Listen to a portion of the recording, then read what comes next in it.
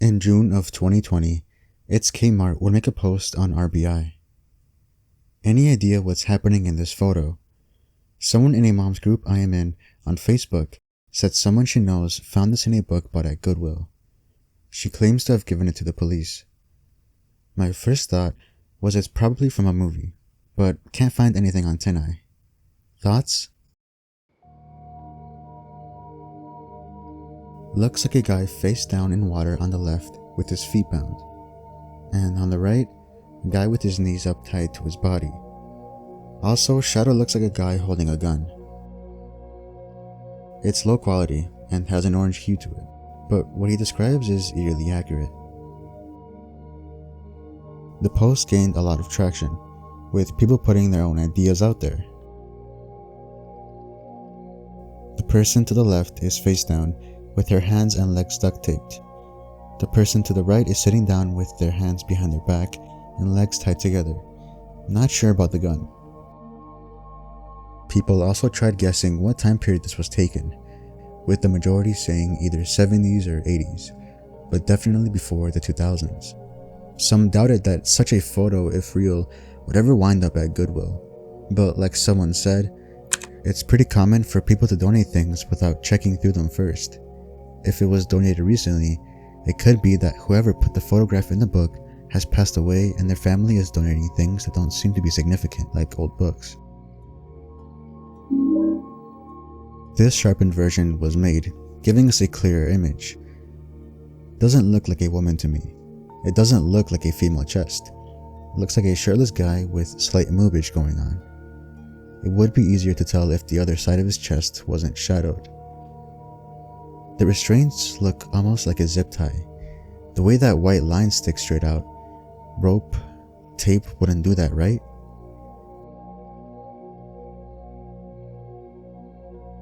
Damn. Took another look. The person on the right, mouth is duct taped. Left, looks as though there may have been a bag over the head. In the water, looks like old black trash bags, sealed or wrapped with duct tape. Shadow of vehicle on the bottom right. Not sure about other shadows. Here's a picture detailing the position the person on the left is in.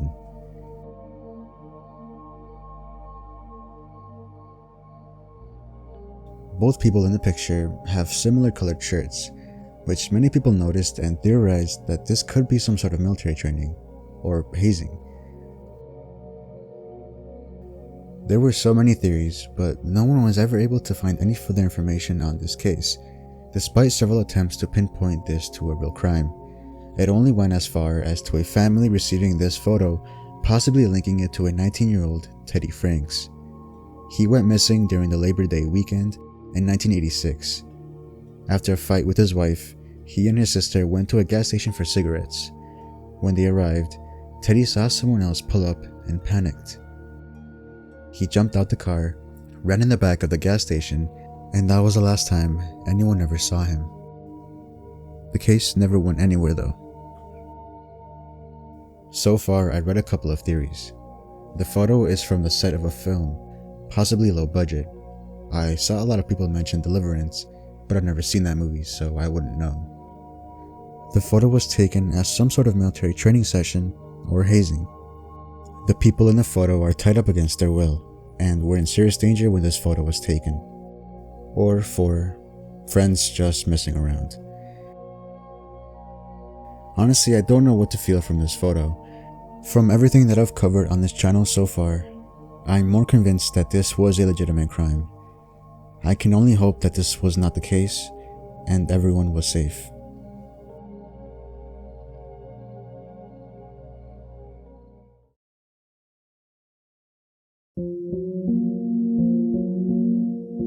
r/unresolved mysteries. If you ever want to get lost in murder/missing cases, this is the place to go. Although it's not for me. But one post in 2016 stood out to me, not because of the details of the case, but what's inside the post. It was made by Glitter Cheese, titled, "What Really Happened to Michelle O'Connell?" Michelle O'Connell was a 24-year-old mother and girlfriend to police officer Jeremy Banks. The night that Michelle planned to break up with Jeremy, Michelle was found dead in Jeremy's home with a gunshot wound from his service weapon. Police ruled Michelle's death a suicide, but Michelle's family and many others have questioned this finding. To summarize, Jeremy was very violent towards her. Jeremy's gun was found next to her left hand, although she was right-handed. Neighbors heard a man and woman arguing, and then 2 shots were fired. You can read the whole post if you want, but it goes over how likely it was that she was murdered by Jeremy. Despite Jeremy being the main suspect, he was never charged, and police believed that she took her own life. The comments on the post were more skewed to Jeremy being guilty, but there were some people believing otherwise. However, a person who went by Truth 6 years was very certain that it wasn't him. What makes you think Banks did it? The weapon used had none of his DNA on it, and even more telling, none of the victim's blood on it. This is simply not possible given the facts and scene. If she took her own life, why would he alter the scene? Truth 6 years replied, maybe because she wrapped her hand around the weapon, leaving only her DNA. The weapon was not tested for her DNA, as far as blood may not have been a real bloody wound. You are assuming the scene was cleaned. No evidence of such. You can't just say the scene was tampered with when there is no evidence of this. Listen to the 911 call. Banks even says she's bleeding everywhere. Look on page 27 of the sheriff's review for actual pictures of the scene. No blood in pictures. Will not comment any further as I will be accused of something by someone. The other commenter was immediately suspicious. Did you make this account just to comment on this case? Are you involved? He would continue to reply to people in a very aggressive and defensive manner, saying that this wasn't a cold case and that Jeremy wasn't abusive at all, and others would call him out on his erratic behavior. Why are you so upset?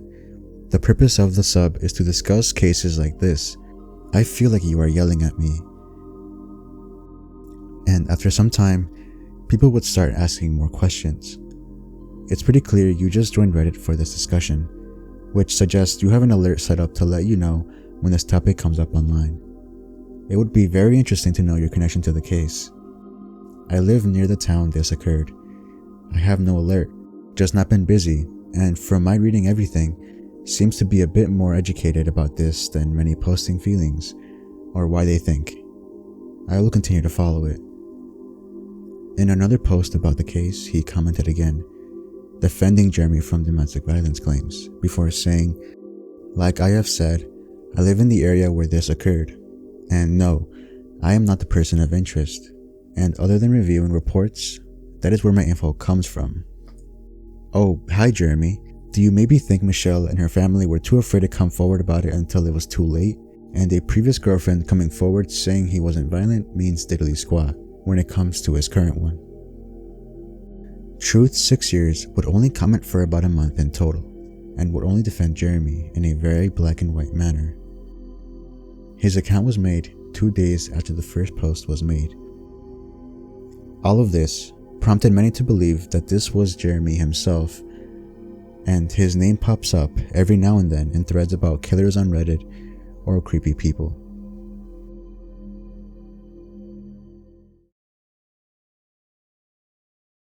I believe my brother has been replaced. I want to preface this by saying I'm not mentally ill, and this is not the schizo post you are expecting. I have no better way to articulate what I'm thinking right now. My brother just came back from his gap year, traveling Asia in hopes that he'd find himself. We were never really close, so his lack of contact during this year didn't strike me with too much alarm. But my parents have informed me of 3 separate incidents in which they needed to contact consulate authorities to ask about him. He's a mommy's boy, so this did seem very out of character. We hosted a dinner for my brother's return to the country, but upon seeing him at the airport, it was like a stranger tried to draw my brother from memory and passed that as the real thing. He looked completely different. He was severely underweight. He looked 2 to 3 inches shorter. He seemed bedraggled and unkempt. Believe me, this was the opposite of my brother prior to his trip. He has always been a germaphobe, someone who washes his hands twice to make sure he eliminates all the bacteria. But this guy, he smelled horrendous. He didn't even talk to us or properly acknowledge our existence. He begrudgingly gave our mom a hug and our dad a handshake. He did not say hello to me. It's been around 2 weeks, and what I've been hearing from my parents is horrifying. Apparently, he's been extremely active at night and sleeping during the day. They can only get faint murmurs out of him, and his speech is becoming increasingly nonsensical. He doesn't shower. He doesn't seem to eat. He spends all his time locked away in his room, doing something extremely loudly. They've already contacted a doctor, and he's on the waiting list to see a therapist. I suggested getting the police involved, but they were determined not to. My mom is afraid, and I don't know what to do. I volunteered to stay over and be the peacekeeper, as our parents are getting old and I'm personally worried about that psycho doing something to them. However, my parents have too rejected this. I was never close to my brother, but this isn't him at all. Does anyone know what could have caused this, or what we can do? It's like someone kidnapped my brother and replaced him with the dude from Castaway. This post blew up on RBI, and comments flooded with the possible reasons for this behavior. Most commonly hard drug use. Others criticized the OP's parents' decisions to not call the police or to check on him when he's in the room. But OP replied saying that their parents are in their 80s and they are giving him a free pass. He also included the detail that his brother is a surrogate and their parents had him in their 60s. He provided a further update on the post. My mom told me about 3 incidents involving the authorities in Vietnam. The first one was a wellness check, after my parents heard nothing from him for about a week. The second and third instances were actually a part of the same correspondence, but turned out to be much more disturbing than I thought. Local authorities were worried my brother and 2 other female friends had been trafficked in Laos, as they failed to return to Vietnam on time. However, this was resolved after half a month. I have no idea the status of his friends, but I suspect they all returned to Vietnam together.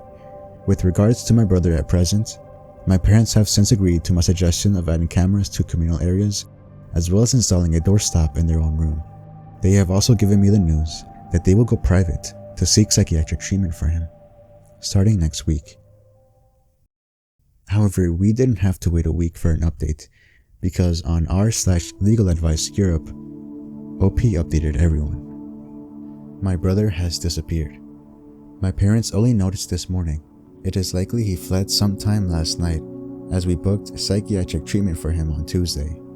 He is seriously unwell, and on another thread, people have claimed his condition might have been exacerbated through drug use. We don't want the police involved. We don't want this to be a public affair, as our family can't afford it right now. We live in a semi-rural town near the Swiss border, so we are hoping to find him before he hurts himself. How can we go about finding him? Any help would be appreciated. Most of the help was urging OP to contact police despite not wanting to. And, well, 4 days after this post, he would update RBI once more. Hey y'all, I thought I'd share an update. This will also be my last post on this site, and I wanted to say a quick thank you to everyone who commented. To those who provided genuine help and support. I couldn't be more thankful. My brother is dead. We found him in the early hours of this morning, and I've spent the rest of the day finding the courage to make this post.